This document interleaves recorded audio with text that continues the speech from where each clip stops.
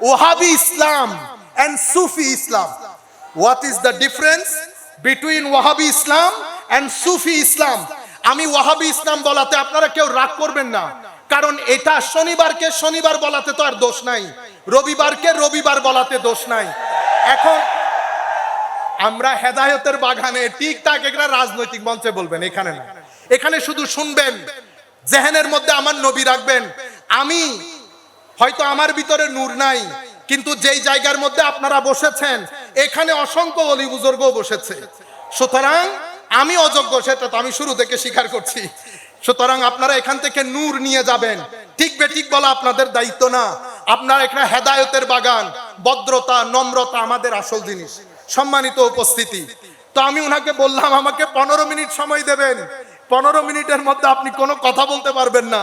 সে খাতা কলম নিয়ে লেখা শুরু করেছে। তা আমি বলতে চাচ্ছিলাম, এই যে আমাদের হযরতে ফারুক আজম, উসমানে গনি, হযরতে আলী, শুহাদায়ে কারবালা সব হত্যার সাথে মুসলমান জড়িত। সুতরাং শুধু টুপিদারি পরলেই আমরা বিশ্বাস করব এমনটি না। আজীব বিষয় কি জানেন? আজীব বিষয় হচ্ছে আপনার সিনার ভিতরে যদি হোসাইনিয়ত থাকে, আপনার সিনার ভিতরে যদি কোরআনের নূর থাকে, আপনার আকৃতির মধ্যে সেটা প্রকাশ পাবে। যদি আপনার ভিতরে ইয়াজিদিয়ত থাকে, আপনার সুরতের মধ্যে সেটা প্রকাশ পাবে। আপনি যত সুন্দরী হন না কেন, আসেন আমরা জালালউদ্দিন আল কাদেরীকে প্রেজেন্ট করি, আমরা হাশিমি শাহ হুজুরকে প্রেজেন্ট করি। আমাদের আমিনুল ইসলাম হাশিমি রঙের দিক থেকে একটু ডার্ক ছিলেন, আমরা উনাকেও প্রেজেন্ট করি। আপনারা ইয়েজিদি কথা ধারণকারী ব্যক্তিকেও প্রেজেন্ট করেন, সূরত বলে দিবে কোরআনের নূর কোন সিনার ভিতরে আছে আর কোন সিনার ভিতরে নাই। সম্মানিত উপস্থিতি, এটা এটা এটা দেখলে বোঝা যায় যাহা আপনার ভিতরে, this is the main representation of your soul. আপনার এটার ভিতরে যাহা আছে তাহা এটাতে প্রকাশিত হবে।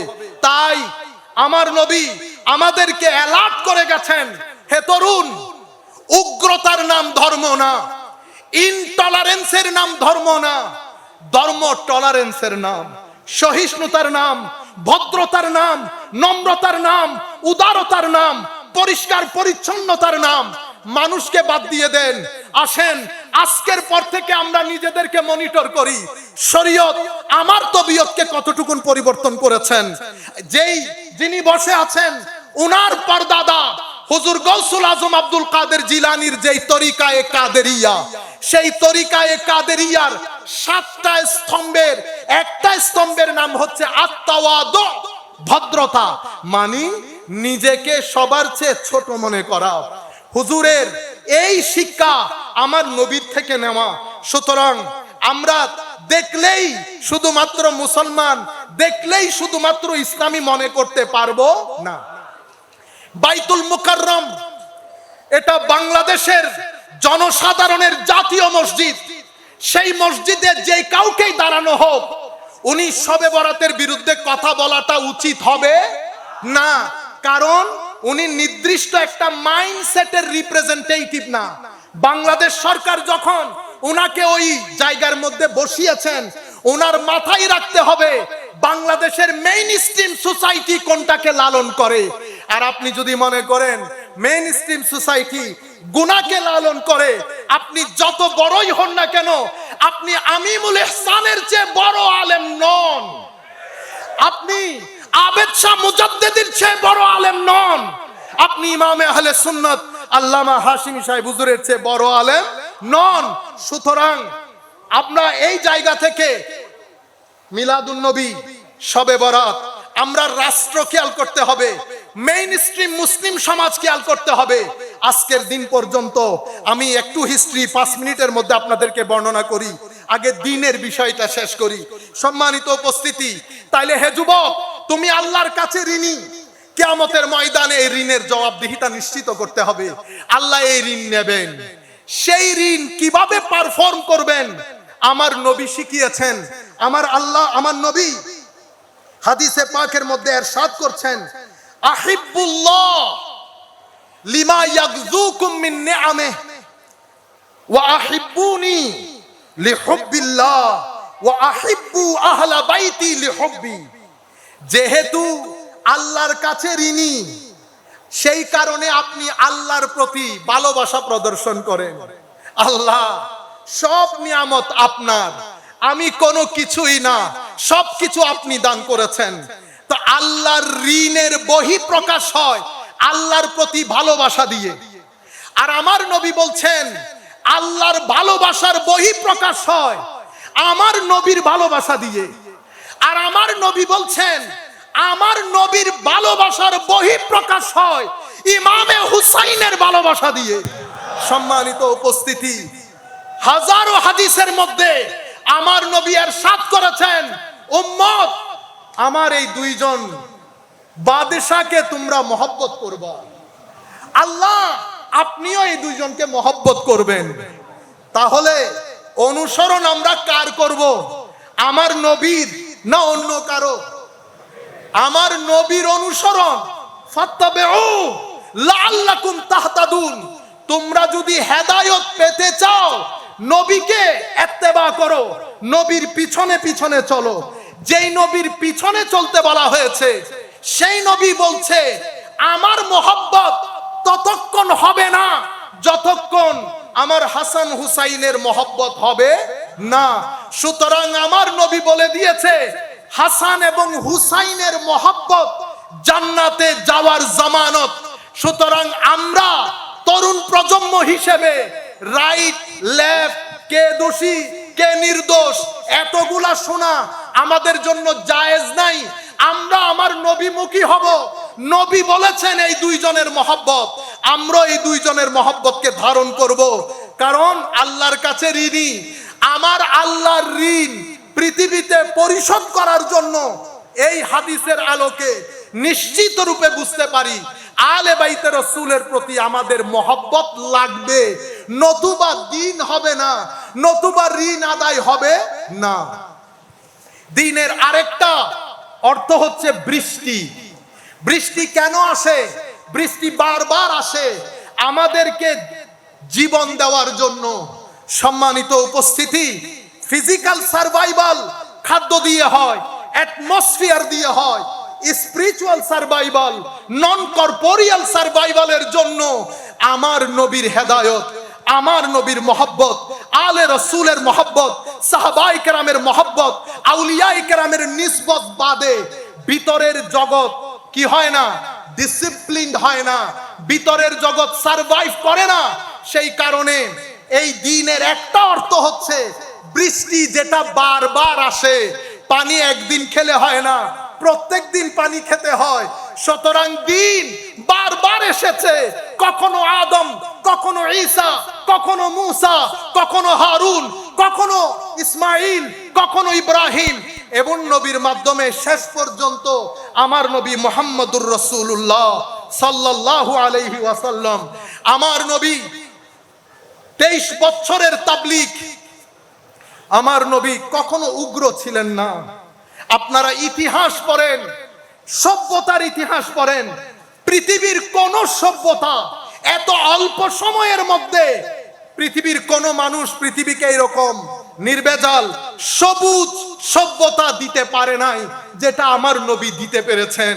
আমার নবীর একটা মিশন ছিল, মিশনের ক্ষেত্রে জান দিয়ে আমার নবী চেষ্টা করেছে এই তরুণ প্রজন্মকে অন্ধকার থেকে আলোর পথে নিয়ে আসতে, তরুণ প্রজন্মকে আল্লাহমুখী করতে, কবরমুখী করতে, হাসরমুখী করতে। আমার নবী তরুণ প্রজন্মকে এডুকেশন দিয়েছে। পুরা মুভমেন্ট, পুরা মিশনটাকে আমার নবী এডুকেশন বেস করেছেন। রেসিটেশন, এডুকেশন এন্ড পিউরিফিকেশন, এই তিনটা মূলস্তম্ভের উপর আমার নবীর পুরা মিশনকে আমার নবী বেস করেছেন। ইয়াতলু আলাইহিম আয়াতিহি ওয়া ইউআল্লিমুহুমুল কিতাবা ওয়াল হিকমা ওয়া ইউযাক্কিহিম। তাসকিয়া, তালিম, তিলাওয়াত, রেসিটেশন, পিউরিফিকেশন, এডুকেশন, এটার উপর বেস করেছেন। আমার নবীর পরে আবু বকর সিদ্দিক এসেছেন। সাহাবায়ে কেরাম মুশাওয়ারার মাধ্যমে আবু বকর সিদ্দিক এনেছেন। পলিটিক্যাল ডেভেলপমেন্ট হয়েছে, কোনো উগ্রতা নাই, কোনো বক্রতা নাই। উসমানে আবু বকর সিদ্দিক চলে গেলেন ফারুকে আজমের সময়। এই পলিটিক্যাল ডেভেলপমেন্ট দারুণ করে হয়েছে, ডিটেলসের দিকে যাচ্ছি না। হযরত আলীর সময়কালে তো অ্যামেজিং ডেভেলপমেন্ট।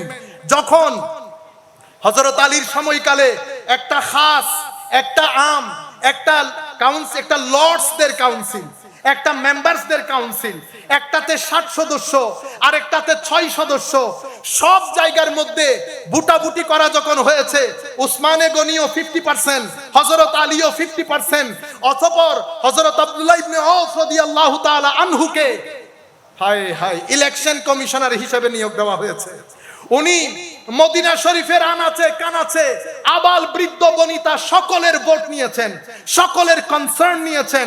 অতঃপর উসমানে গনি খলিফা হয়েছে। এরপরে হযরত আলী রাদিয়াল্লাহু তাআলা আনহু সংখ্যাগরিষ্ঠ মতামত নিয়ে, সংখ্যাগরিষ্ঠ ভোট নিয়ে হযরত আলী খেলাফতে এসেছেন। আমার নবীর এই 23 বছরের তাবলীগ যদি দেখেন, আমার নবী যখন মদিনা শরীফে গিয়েছে, ইয়াসরিব ছিল, ইয়াসরিব দিন প্রতিষ্ঠা হওয়ার কারণে ইয়াসরিফ মদিনা হয়ে যায়, যেখানে সভ্যতা সংস্কৃতি। আমার নবী একটা কনস্টিটিউশন রচনা করেছেন সভ্যতার ইতিহাসে, যেটাকে দ্য ফার্স্ট রিটেন কনস্টিটিউশন হিসেবে কনসিডার করা হয়, যেটাকে মিসাকে মদিনা বলা হয়। আমার নবীর এই সুন্দর রাষ্ট্র, অতঃপর সাহাবায়ে কেরাম, সাহাবায়ে পর্যন্ত যাওয়ার আগে বিদায় হজ তো আপনারা শুনেছেন। হায় হায় 13 বছর মক্কা শরীফে 400 থেকে 500 জন মানুষ ইসলাম কবুল করেছে। কেউ বলেছে 350, কেউ বলেছে 400। আমি 10-15 minute 10 minute only 10 minute 10 minute yes thank you. আমরা আমার নবী সাল্লাল্লাহু আলাইহি ওয়াসাল্লাম বিদায় হজ্জের ভাষণে দাঁড়িয়েছেন। 23 বছর মাত্র সময়। 23 বছরে কি হয় আপনি দেখেন। মক্কা শরীফের 13 বছরে 450-500 ঐতিহাসিক রায় যে কোনো একটা ধরে নেন। মদিনা শরীফে 10 বছর। বিদায় হজ্জের ভাষণে আমার নবী যখন আরাফার ময়দানে দাঁড়িয়েছেন বক্তব্য দেওয়ার জন্য, লাখো সাহাবায়ে কেরাম আমার নবীর সামনে দাঁড়িয়ে, সেদিন তপ্ত মরুভূমিতে এই উত্তপ্ত সূর্যের নিচে আমার নবী ডাক দিলেন, ইয়া আইয়ুহান নাস, হে মানুষ, আমি আজকে পৃথিবীতে একটা নতুন ওয়ার্ল্ড অর্ডার ঘোষণা করছি। আমি প্রিভিয়াস যে ওয়ার্ল্ড অর্ডার ছিল সেটাকে পরিপূর্ণরূপে বাতিল ঘোষণা করছি। আমার নতুন বিশ্বের মধ্যে স্কিন বেস প্রায়োরিটি হবে না। No matter who you are, what is the colour of your skin, in my country, in my age, আমার এই সময়ের মধ্যে যেই ব্যক্তির ভিতরে গড অ্যাওয়ারনেস থাকবে, যেই ব্যক্তির ভিতরে ঋণ, এই ঋণের রিয়েলাইজেশন থাকবে, সেই ব্যক্তি সবচেয়ে বেশি সম্মানিত হবে। আমার নবী উইমেন রাইটস ঘোষণা করেন, আমার নবী হিউম্যান রাইটস ঘোষণা করেন, লেবার রাইটস ঘোষণা করেন, চিলড্রেন রাইটস ঘোষণা করেন। এক পর্যায়ে এসে আমার নবী বলেন, হে মানুষ, পৃথিবী থেকে আমি সুদ ভিত্তিক অর্থনীতিকে আমার পায়ের নিচে দিয়ে আমি একেবারে ধূলিসাৎ করে দিলাম। আমি প্রথমে আমার পরিবারের যে সুদ ভিত্তিক অর্থনীতি সেটাকে অ্যাবলিশ করছি। আমার নতুন বিশ্বের মধ্যে কারজে হাসানা, ব্যবসা, এটাই হবে আমার অর্থনৈতিক সমৃদ্ধির মূল চাবিকাঠি। এখানে কোনো সুদ ভিত্তিক অর্থনীতি আর হবে না। এভাবে আমার নবী নতুন পৃথিবী ঘোষণা করেছেন। এরপরে আমার নবী বিদায় হজ্জের ভাষণ আমরা সবাই বলি, সবাই জানি, সবাই মানি, কিন্তু বিদায় হজ্জের ভাষণ, বিদায় হজ থেকে ফেরার পথে আমার নবী মদিনা শরীফ যাচ্ছেন। জিলহজ মাস রবিউল আউয়াল শরীফে আমার নবী পৃথিবী ছেড়ে চলে যাবেন। গদিরে খুমের মধ্যে এসেছে, গদিরে খুমের মধ্যে এসে আমার নবী বললেন, হে আমার সাহাবায়ে কেরাম, তোমরা দাঁড়াও, যারা চলে গেছে তাদেরকে ফেরত আসতে বলো, যারা এখনো এসে পৌঁছাই নাই তাদের জন্য অপেক্ষা করো, আমার জন্য মিম্বরের ব্যবস্থা করো। উট থেকে, উটের ওই উপরের অংশ যেটাতে বসে সেটা নামিয়ে আমার নবীর মিম্বরের ব্যবস্থা করা হয়েছে। সেই জায়গায় বসে আমার নবী উম্মতকে অ্যাড্রেস করছেন, হে আমার উম্মত, কিছুদিনের মধ্যে আল্লাহর ফেরেশতা আমার কাছে আসবে, আমাকে চলে যেতে হবে। মনে রাখো, তোমাদের জন্য আমি দুটি জিনিস রেখে যাচ্ছি, আল্লাহর কিতাব রেখে যাচ্ছি, কিতাবের ভিতরে হেদায়েত আছে, নূর আছে। এই কিতাবকে তোমরা ধরে রাখবা। পৃথিবীর মানুষ তোমাদেরকে ফুটবল বানাতে পারবে না। তোমরা হেদায়েত থেকে বিচ্যুত হবে না। আর রেখে যাচ্ছি আমার আলে বেত দুটি ভারী জিনিস, ইন্নী তারিকুন ফিকুম সাকালাইন। একটা ভারী জিনিসের নাম কোরআন, আরেকটা ভারী জিনিসের নাম আলে রাসূল। আমার নবী বলছেন, হ্যাঁ আমার সাহাবায়ে কেরাম, তোমাদেরকে আমার আলের ব্যাপারে আমি আল্লাহর স্মরণ করিয়ে দিচ্ছি। উযাক্কিরুকুমুল্লাহ ফি আহলে বাইতি। গদিরে খুমের সেই আওয়াজ, হে তরুণ আমরা চালা ওয়া আদিমান আদা। আল্লাহ যারা আলীর প্রতি ভালোবাসা রাখে তুমি তাদেরকে ভালোবাসো, যারা আলীর প্রতি বুগজ রাখে, ঘৃণা রাখে, তাদের প্রতি তুমিও ঘৃণা রাখো। হে আমার মানুষ, এরপর থেকে উম্মত দুটি ভাগে বিভক্ত হয়েছে। 99% উম্মত এখান থেকে, যাদেরকে আমরা আহলুস সুন্নাহ ওয়াল জামাআহ বলি,